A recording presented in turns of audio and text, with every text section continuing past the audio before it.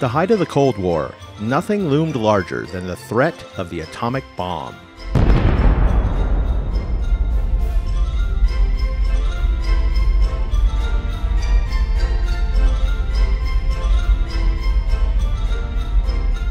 And if you managed to survive the initial blast, your troubles were just beginning. Radioactive fallout, a tasteless, odorless, invisible killer, would be coming for you. Fallout shelters were trending on social media. Oh wait, no social media back then. Okay, but if there was, they would have been. Shelters were popping up everywhere, from government buildings to the basements of private homes. But what if you were in the middle of nowhere, but still at the risk from fallout? You needed to get underground. That's when the government came up with the idea of using abandoned mines as fallout shelters. Over 90 abandoned mines in Nevada alone were surveyed in the late 60s for civil defense by the State of Nevada Naval Facilities Engineering Command. Maps of each mine were drawn up with specific notes and occupancy ratings. They even produced a 136-page guide called Mine Utilization in Crisis, which covered lighting, ventilation, water supply, and sanitary system installation and upgrades that could be completed in just 72 hours. Some mines were even stocked with civil defense provisions, though today most of these supplies have been stolen, stripped, or have otherwise gone missing. Today I'm in Mineral County, Nevada, to see firsthand what one of these fallout shelter mines was like. The mine was worked for gold and tungsten off and on from the 1880s to the 1950s. I'm sure the miners of the day would never have imagined their little diggings could be used to shelter 427 people. And with the addition of more ventilation, 488 people would have fit in this mine. The notes on the map indicate that good parking is available a quarter mile from the mine and that the road is good. To this day, that rings mostly true. It also makes mention that the portal to the mine needs work. Erosion is slowly filling up the entrance, as you can see here.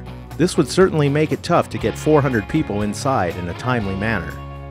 Let's head in and check it out and see what it would be like to escape deadly fallout inside this abandoned mine. Remember, stay in, stay alive. Okay, I'm just inside the portal. At 50 feet, the map indicates that I now have a PF of 2.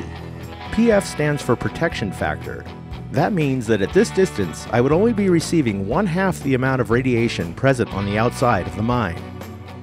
Moving further back, at about 75 feet, I now have a protection factor of 4. This has effectively halved the amount of radiation once more. I would now only be receiving 1/4 the amount as compared to being outside. Let's keep exploring and take a look at some of the mine's features, as well as some of the dangers lurking inside our new shelter. Lots of twists and turns in here, so much to explore. Let's keep going.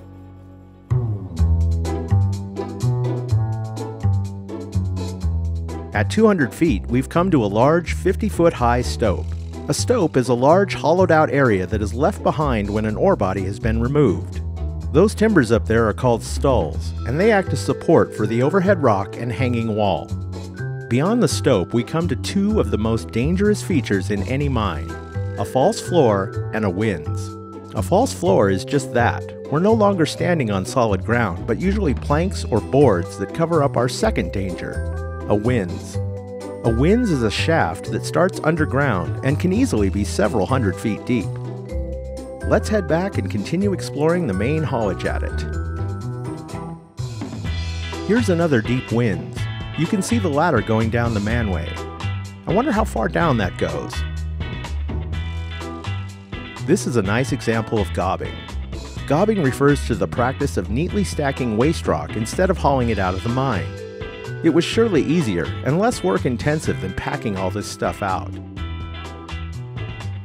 It looks like I've found a friend. I'll take bats over snakes any day. This guy is seriously sawing some logs. Be sure not to wake these guys up. During the winter, they hibernate in mines, and if you wake them up, they run the risk of starving to death. Their bug supply is seriously curtailed during the winter months.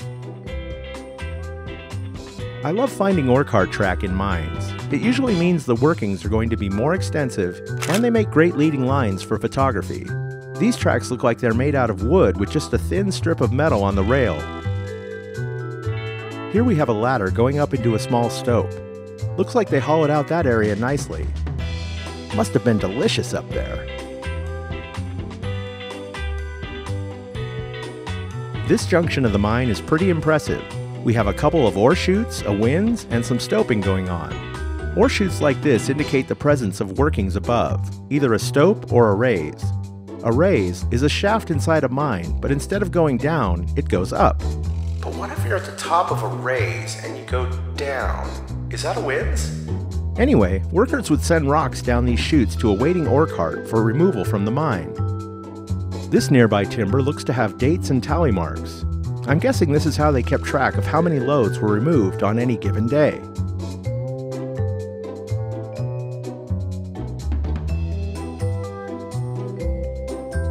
No shortage of shiny rocks in here. Very impressive.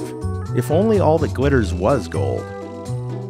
Alright, I'm gonna head out of here. I certainly hope no one ever has to use this mine as a fallout shelter. But if it ever comes to that, it's nice to know the details have been worked out.